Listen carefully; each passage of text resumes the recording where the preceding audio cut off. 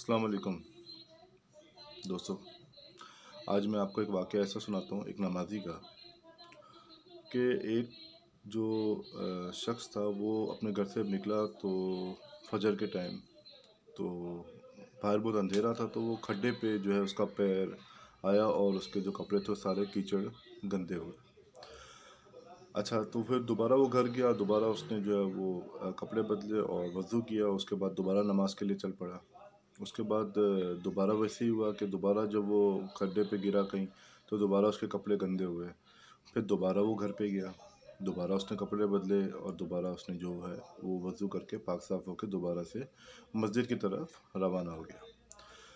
जब मस्जिद की तरफ जा रहा था तो उसको एक रास्ते में एक शख्स मिला जो कि रोशनी और लाइटिन वगैरह जो है लेकर उसको बोल रहा था कि मैं आपकी मदद करता हूँ। तो उस शख्स ने बोला, ए शख्स तुम कौन हो? उसने बोला, बस मैं आपको मस्जिद तक पहुँचा देता हूँ।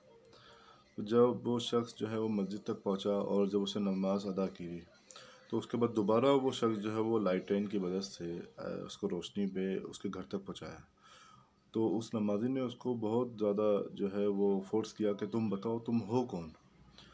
तो वो शख्स ने बताया कि मैं इब्लीस हूँ और मैं एक इंसान की सूरत में आया हूँ और मैंने आपको जो है वो मस्जिद तक इसलिए मदद करी कि जब आप पहली दफ़ा जब आप खड्डे पे गिरे, आपके जो कपड़े गंदे हुए और दोबारा जब आप घर गए तो अल्लाह ताला ने आपके सारे गुनाह माफ़ कर दिए।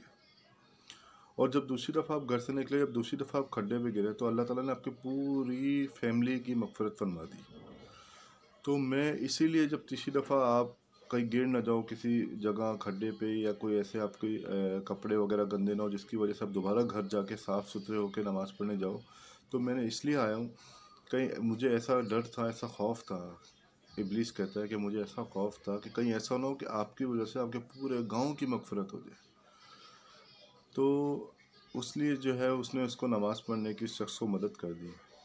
तो वो फिर शख्स जब उसने इब्लीस की बात सुनी तो उसने जो है वो अल्लाह की बारगाह में सजदा किया और अल्लाह से जो है वो माफ़ी मांगी और अल्लाह का शुक्र अदा भी किया कि ये इब्लीस जो है वो इसने मुझे नमाज़ पढ़ने में मदद इसलिए अता करी कि जो एक खड्डे गिरने की वजह से और दूसरी दफ़ा खड्डा गिरने की वजह से एक दफ़ा में उसकी और दूसरी दफ़ा में उसकी पूरी फैमिली की अल्लाह ताला ने मग़फ़िरत फरमा दी और तीसरी दफ़ा कि वो डर रहा था कि पूरे गांव की मग़फ़िरत ना हो जाए। तो दोस्तों इस चीज़ से ये सीखने को मिलता है कि हम लोग को सब्र और शुक्र अदा करना चाहिए और हमें हार नहीं माननी चाहिए।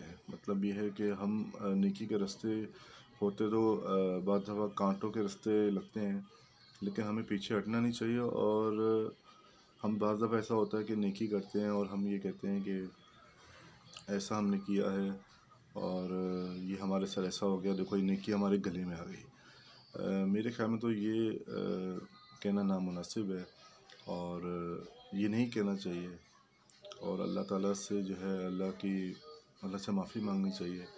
और ये जो हम नेकी करते हैं हम किसी भी इंसान के लिए नहीं करते, मतलब दुनिया में उसका सिला पाने के लिए हमारी नीयत ही नहीं होनी चाहिए, बल्कि इसकी हमारी नीयत यही होनी चाहिए कि इसका जो सिला है अल्लाह ताला दुनिया और आखिरत दोनों में अता फ़रमाए।